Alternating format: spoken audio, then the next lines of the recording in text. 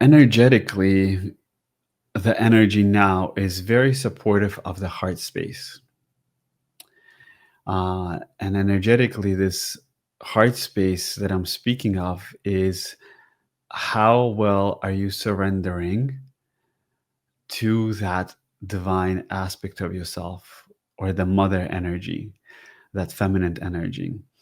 Um, what is the belief systems behind it that are making you have resistance to that gentleness within yourself? As this takes place right now, it is very important that we center ourselves into uh, a, a state of a higher consciousness. How are you able to find that stillness within your heart? It is not only stillness within the mind, but stillness within the heart. So the heart has a mind of its own. And how do we link that mind of the heart with the heart of the mind? Behind the pituitary gland, there is a space, which is not the hypothalamus. Above that is the center of the heart's, the mind's heart. And that space is where the heart links in, and the mind kind of just surrenders to that space and allows the heart to guide. We can find that space through stillness,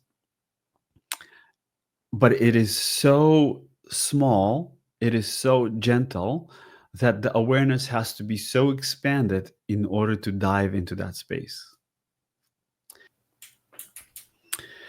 The heart energy can really express itself when the inner child is one with you and you're not in the way of the inner child connecting with your higher self or your Christ itself.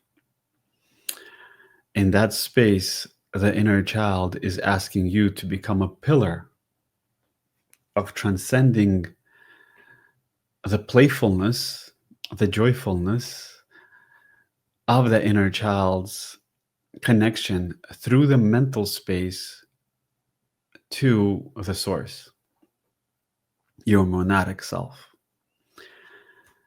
And when that healing fully takes place, we now become a pyramid structure, undeviated, you can say, a structure that holds light through other dimensional spaces, yet present here.